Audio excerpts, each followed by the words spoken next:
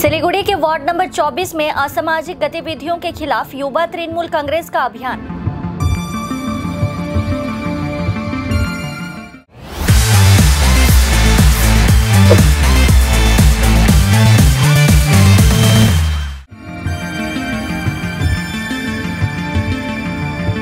सिलीगुड़ी के ward number 24 के Phuleshwari rail line इलाके में शराब और नशे का अड्डा जमता है, जिस वजह से वार्ड नंबर 24 युवा तृणमूल कांग्रेस ने असामाजिक गतिविधियों को रोकने के लिए अभियान चलाया। रविवार को युवा तृणमूल कांग्रेस के सदस्यों ने वार्ड नंबर 24 के पार्षद प्रतुल चक्रवर्ती के साथ रेल लाइन संलग्न इलाके में अभियान चलाया। इस संबंध में प्रतुल चक्रवर्ती ने कहा कि रेल लाइन से संलग्न इलाके में असामाजिक गतिविधियां बढ़ गई है।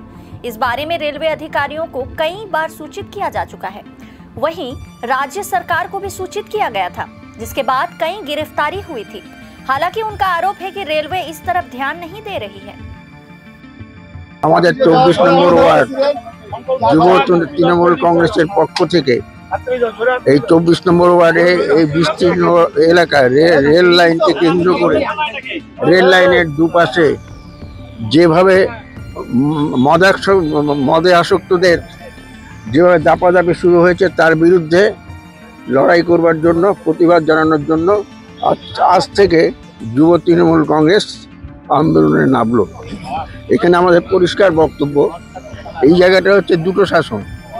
একটা হচ্ছে রেল লাইন কেন্দ্র করে হচ্ছে রেল ডিপার্টমেন্ট দেখে, আরপিএফ বা জিআরপি যেটাই হোক, আর একটা হচ্ছে রাজ্য সরকারের প্রশাসন। রাজ্য সরকারের সাথে আমরা যোগাযোগ করেছি, রাজ্য সরকার কিন্তু এর মধ্যে পদক্ষেপ নিয়েছে, কয়েকজনকে গ্রেফতারও করেছে। কিন্তু রেল পুলিশের তরফ থেকে কিন্তু কোনো ধরনের উদ্যোগ আমরা দেখতে পাচ্ছি না। আমরা যেসব ব্যাপারে রেলের কাছে যাই কোনো উদ্যোগ নেই, তাদের কোনো এইসব ব্যাপার নিয়ে কোনো ভ্রুক্ষেপই নেই। বিশেষ করে লেভেল ক্রসিং, সেখানে যে অবস্থাটা, দৈনিক অ্যাক্সিডেন্ট হচ্ছে, পড়ে যাচ্ছে লোকে, যে কোনো সময় যে কোনো লোকের প্রাণহানি ঘটতে পারে, রেলকে বলা সত্ত্বেও কিন্তু ওরা কিছু করছে না।